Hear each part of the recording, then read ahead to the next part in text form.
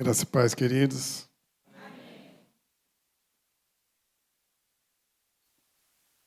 Que o Senhor fale com você essa noite.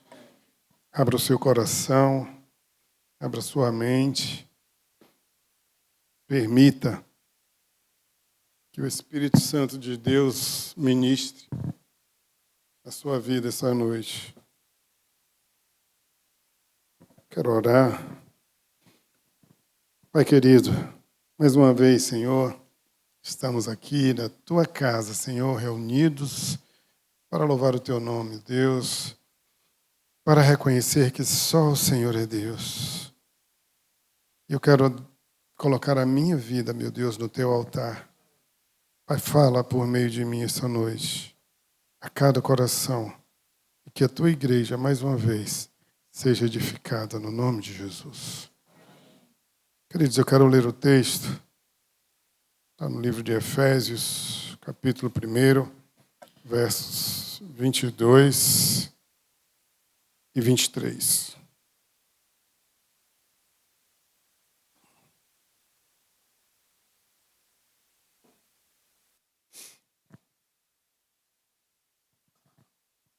Deus colocou todas as coisas debaixo dos pés dele e o designou cabeça de todas as coisas para a igreja, a qual é o seu corpo, a plenitude daquele que enche todas as coisas em tudo. Nós vamos falar hoje sobre a igreja, conceito batista de igreja, o segundo tema dentro dessa série de mensagens sobre os batistas. E o conceito de igreja batista é comunidade local, democrática, autônoma, regenerada e biblicamente batizada. Na perspectiva batista, a igreja ela não é meramente uma organização religiosa qualquer, ou apenas uma estrutura institucional, uma organização, um clube social. Ela é, conforme o ensino do Novo Testamento, o corpo de Cristo. A igreja é o corpo de Cristo. E o texto traz isso para nós. Pôs todas as coisas debaixo dos pés. E ele é a plenitude que a tudo enche em todas as coisas. Então, uma assembleia de crentes regenerados, chamados para viver em comunhão, em adoração e em serviço. E olha que difícil viver em comunhão. Pessoas diferentes, que pensam de forma diferente, que reagem de forma diferente, que têm temperamentos diferentes, mas que, como bem falou nosso querido pastor Júnior, somos unidos pelo amor do Senhor Jesus.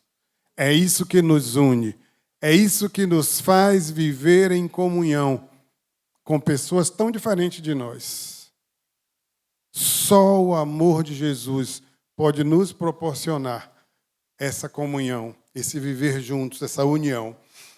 A tradição batista ela é fundamentada nas Escrituras e sustenta que cada igreja local é uma comunidade autônoma e democrática.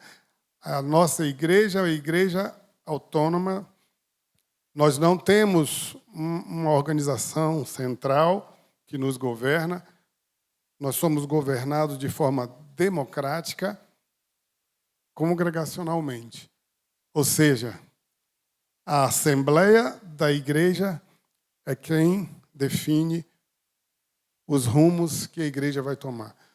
Não é o pastor quem determina, não é a convenção batista, mas é a assembleia da igreja, a assembleia dos seus membros, é quem, de forma democrática, vai tomar as decisões.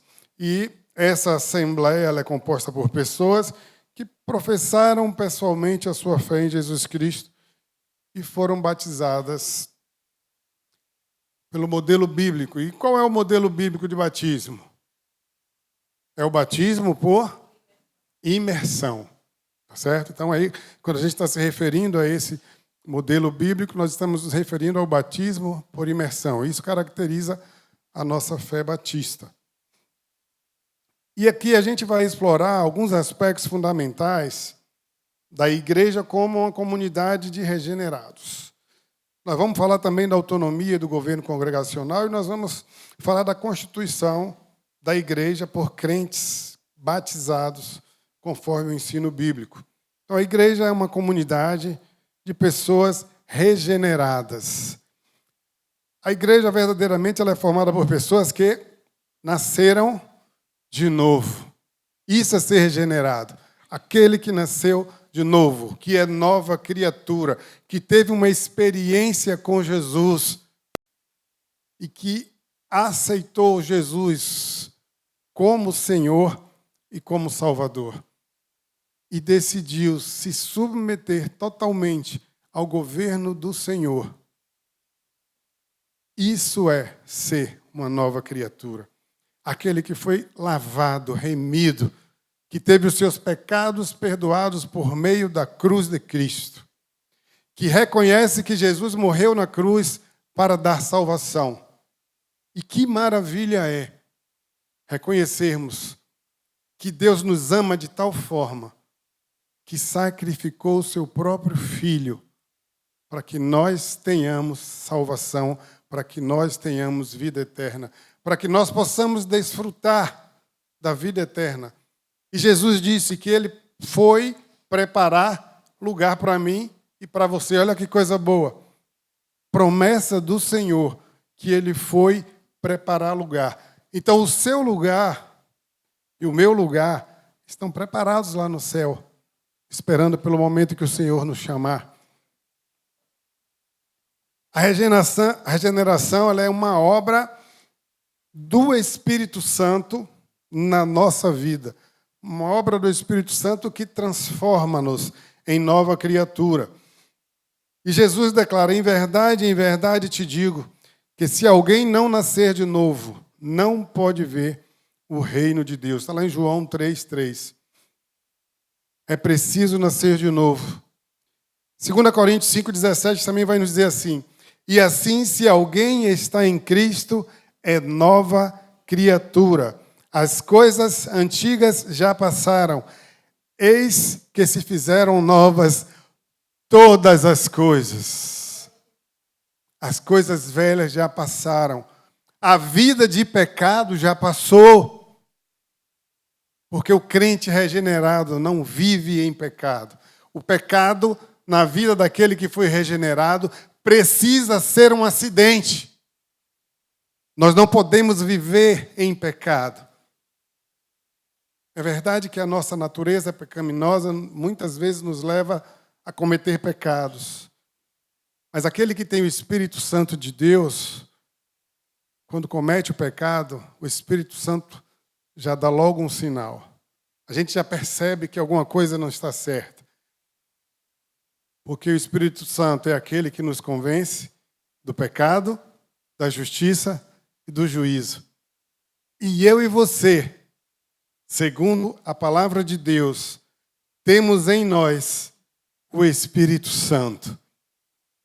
Efésios 4:30 vai dizer que nós somos selados pelo Espírito Santo. Ele passa a fazer morada em nós. Nós passamos a ser templo do Espírito Santo. Então a igreja é formada dessas pessoas que foram regeneradas, que foram transformadas, que são nova criatura. A partir desse novo nascimento, o crente passa a integrar a igreja. Não por herança cultural, não por uma adesão formal simplesmente, mas por uma experiência espiritual, genuína, verdadeira, sincera. E ninguém vai fazer parte de uma igreja porque vai ser obrigado. É uma escolha. Nós escolhemos a Jesus Cristo. Nós escolhemos aceitar Jesus Cristo.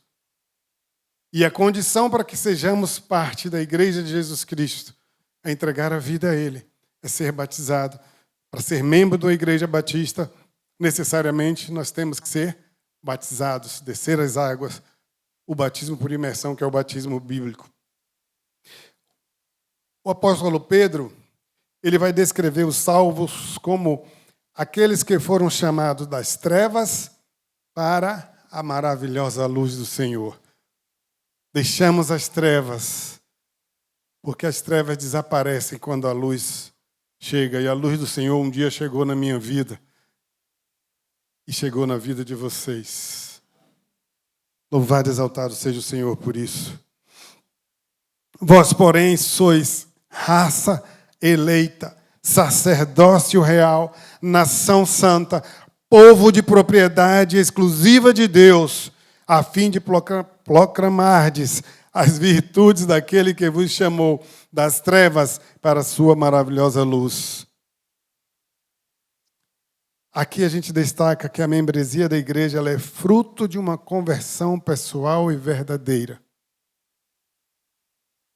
Então a igreja local ela é composta por homens e mulheres que demonstraram por sua vida, por seu testemunho, os frutos da regeneração operada pelo Espírito Santo.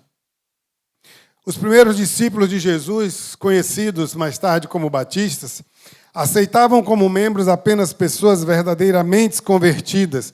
Para eles, fé e arrependimento eram requisitos indispensáveis à entrada na igreja, motivo pelo qual rejeita-se o batismo infantil.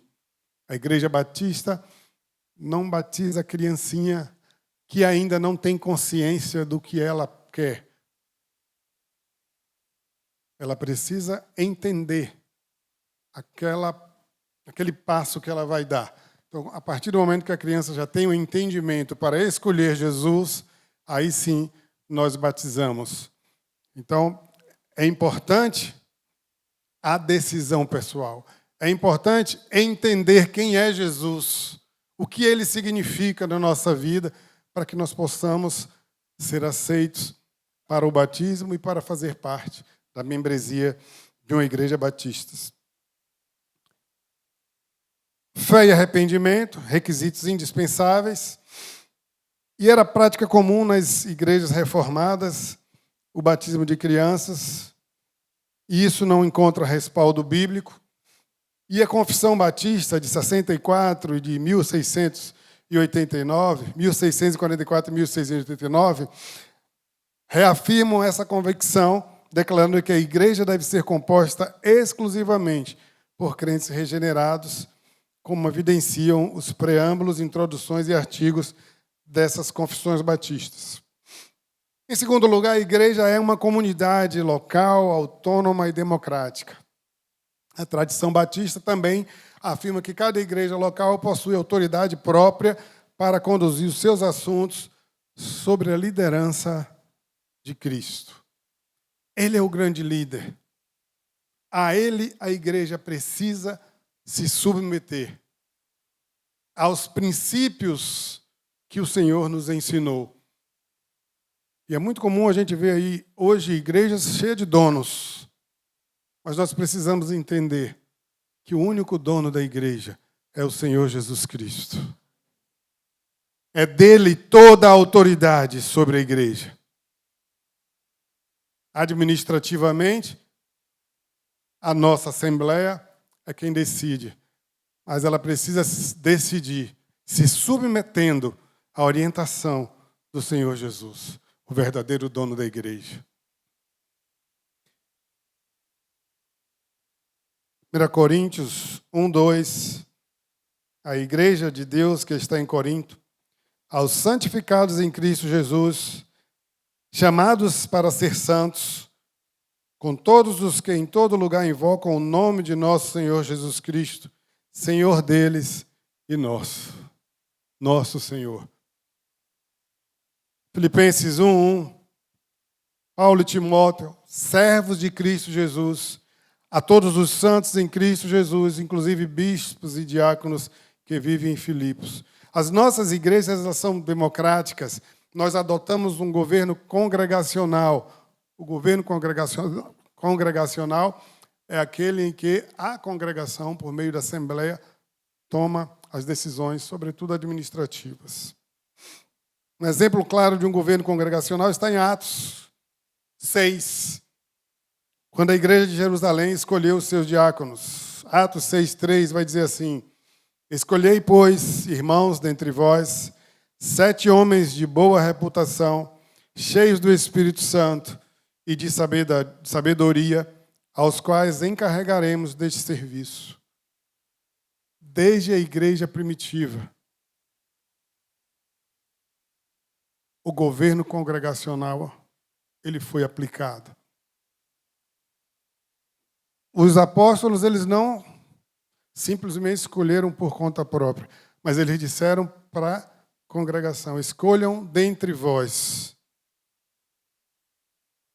Assim é um governo congregacional.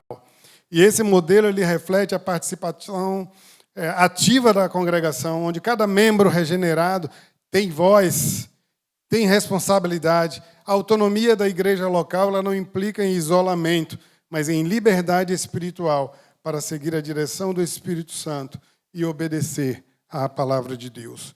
Efésios 4:15-16 vai dizer assim: mas seguindo a verdade em amor, cresçamos em tudo naquele que é a cabeça, Cristo, de quem todo o corpo bem ajustado e consolidado, pelo auxílio de toda a junta, segundo a justa cooperação de cada parte, efetua o seu próprio aumento para a edificação de si mesmo em amor. Então, a autoridade final reside em Cristo e não em estruturas hierárquicas humanas. Cada igreja é responsável diante dele pela doutrina que defende. Doutrina a qual deve estar alinhada, totalmente alinhada aos princípios da palavra de Deus.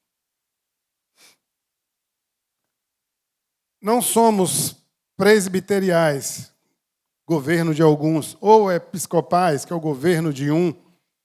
Não temos líderes infalíveis, nem prosperam entre nós por muito tempo os donos da verdade e da última palavra.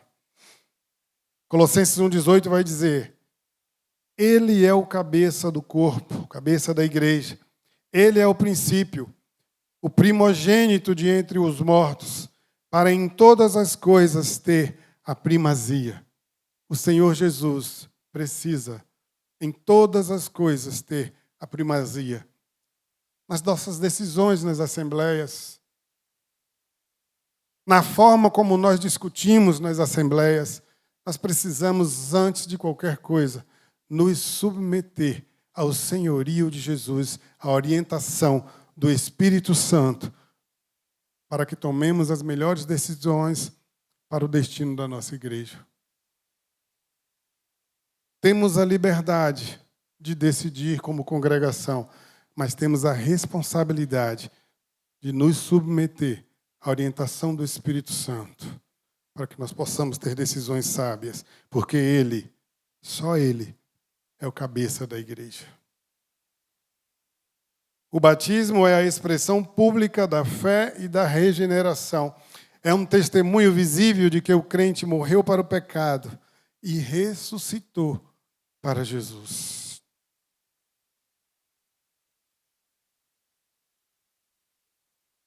Sepultados com ele no batismo, nele também ressuscitastes pela fé no poder de Deus. Colossenses 2:12.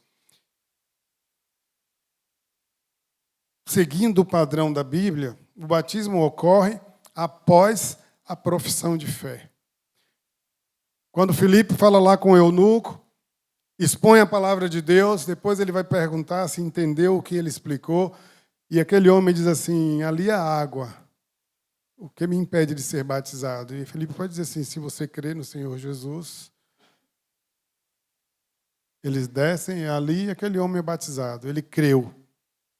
Ele expressou a sua fé e ele foi batizado. O batismo por si só ele não salva, gente. É uma ordenança, mas é um testemunho de que morremos para o pecado e nos tornamos uma nova criatura regenerada, redimida, lavada, transformada pelo poder do Espírito Santo. lavada por meio do sangue que Jesus derramou na cruz.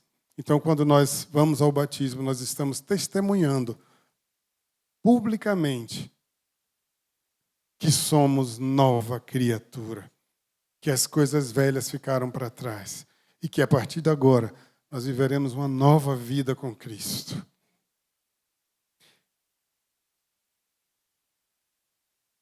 É ordem do Senhor, está lá em Mateus 28, diz assim: ide, portanto, fazei discípulos de todas as nações, batizando-os em nome do Pai, do Filho e do Espírito Santo, ensinando-os a guardar todas as coisas que vos tenho ordenado. E aqui vem uma promessa maravilhosa, irmãos. E eis que estou convosco todos os dias, até a consumação dos séculos. Em Atos 2:41, então os que lhe aceitaram a palavra foram batizados, havendo um acréscimo naquele dia de quase 3.000 pessoas.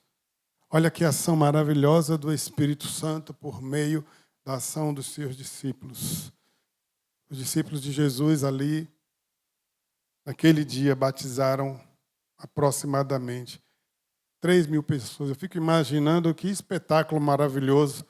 Seriam 3.000 pessoas sendo batizadas, sabe? E aqueles homens ali sentindo a presença do Espírito Santo no meio deles. Que coisa maravilhosa, irmãos.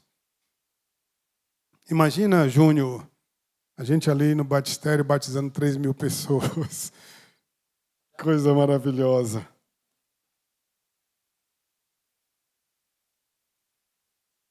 Atos 2:41, nós vemos ali que foram batizados os de bom grado, aqueles que receberam e que aceitaram a palavra que foi pregada pelos apóstolos.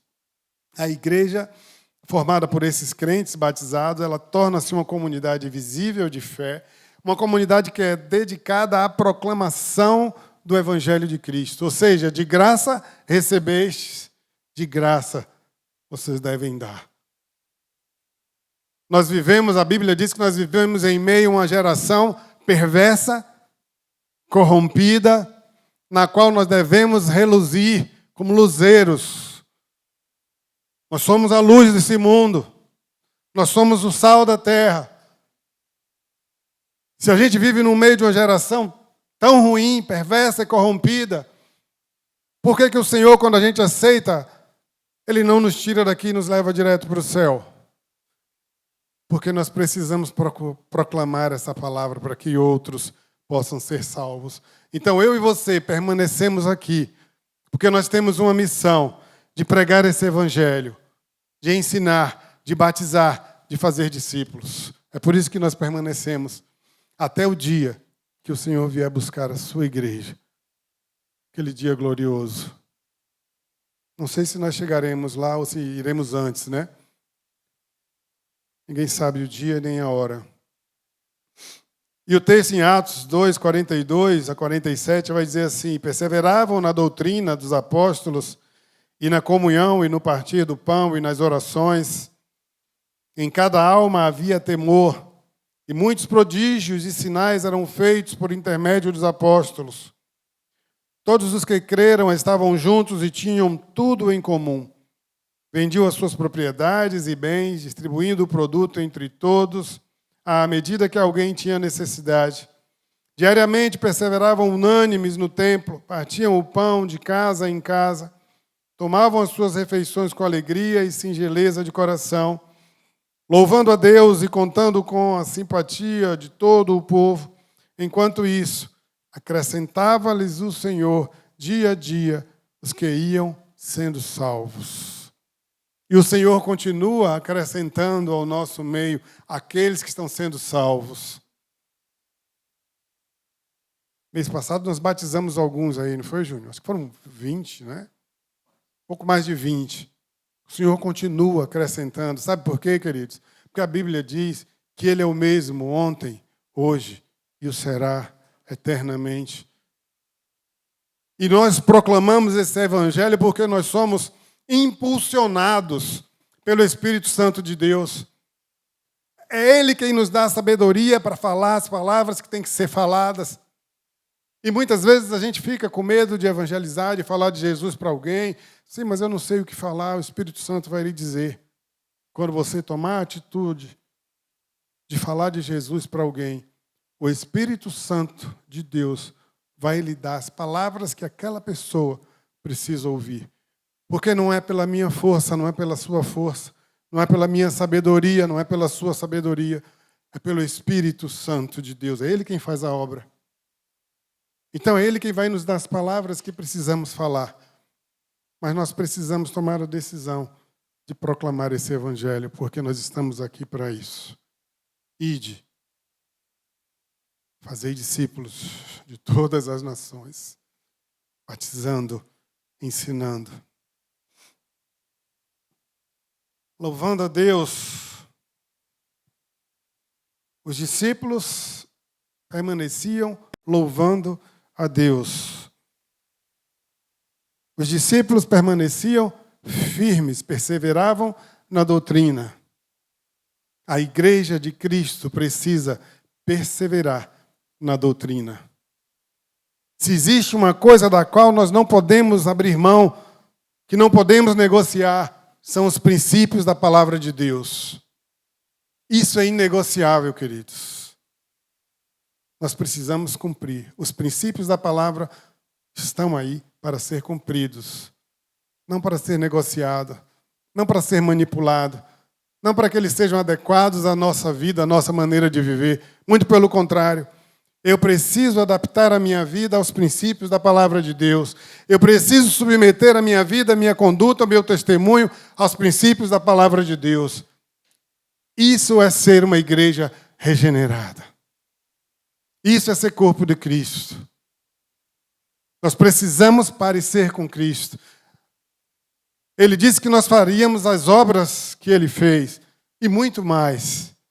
Mas para isso, precisamos ser um corpo regenerado, totalmente governado pelo Espírito Santo de Deus, para que muitas pessoas venham a Cristo por meio da nossa pregação, por meio do nosso testemunho de vida, por meio das nossas atitudes, das nossas ações.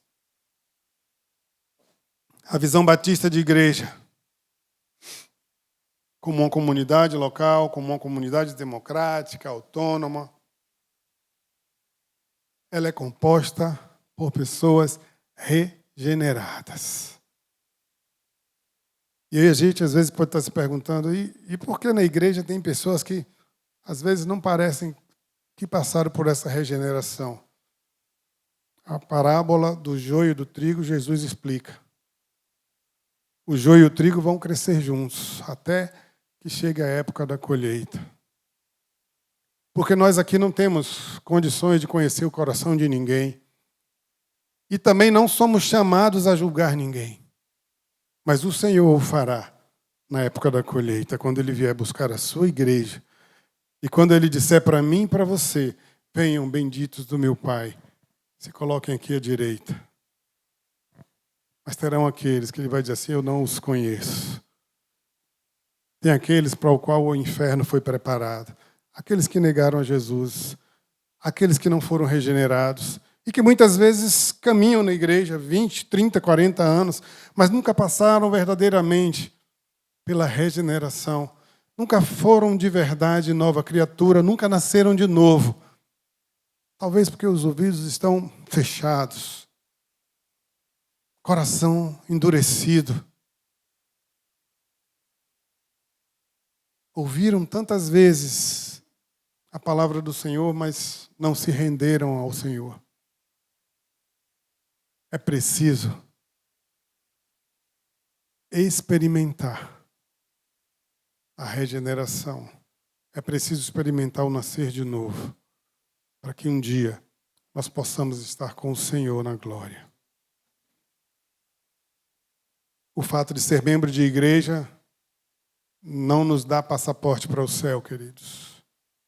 Mas uma vida transformada pelo Senhor Jesus. Uma vida regenerada.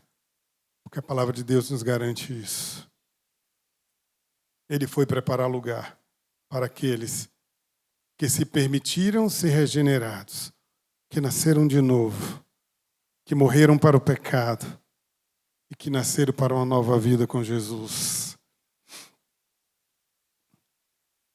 A visão batista para uma igreja regenerada, biblicamente batizado, vai refletir a simplicidade e a profundidade do modelo neotestamentário.